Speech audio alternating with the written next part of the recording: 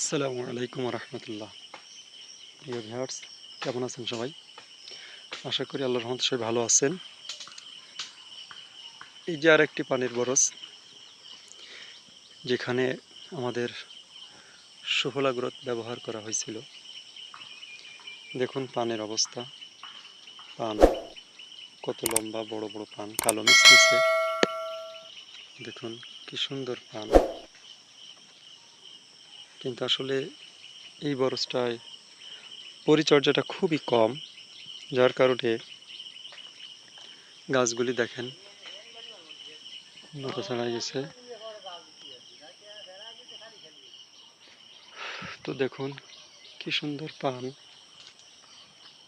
একেবারে আগা থেকে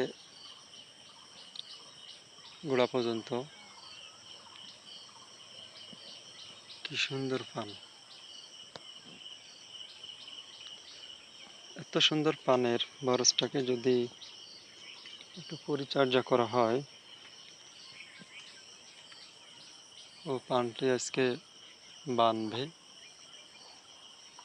এই যে আপনার উপরের দিকে চলে যাচ্ছে যে পানটা। তো বন্ধুরা, এই যে যে পানের বরজটি আপনাদেরকে দেখাচ্ছি, এখানে কিন্তু আমাদের সুফলা গ্রোথ ব্যবহার করা হয় নাই। এই যে এইটুকি। তো এখানকার পান দেখুন ছোট ছোট, পানের কোনো কন্ডিশন নেই, পান অতটা ভালোও না। আর এই যে আর একটু জায়গা যেখানে সুফলা গ্রোথ নতুন ব্যবহার করা হবে।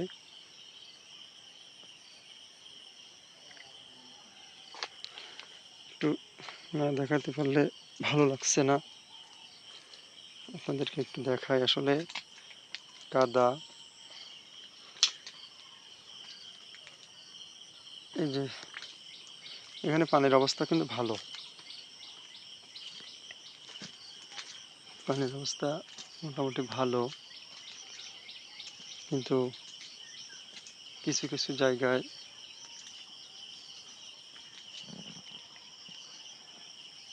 পানগুলি খুব খারাপ অবস্থা আছে।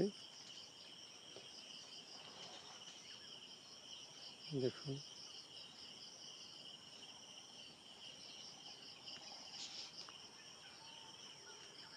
অনেক বড় বরজ, এটা কিন্তু মোটামুটি অনেক বড়। তো আমরা প্রথমে যে বরজটি দেখাইছি, এই বরজেরই একটা অংশ, যেখানে আমরা সুফলা গ্রোথ ব্যবহার করেছিলাম। এখানে কিন্তু আমাদের এই জাতীয় কোনো প্রোডাক্ট সুফলা গ্রোথ ব্যবহার করা হয়নি। তো কৃষক প্রথমটাই উপকার পেয়ে এখন এখানেও ব্যবহার করবে, এই জন্য আমরা ভিডিওটা করতেছি, এই জন্যই ভিডিওটা করে নিচ্ছি। এখন এখানে অবস্থা পানের ভালো না।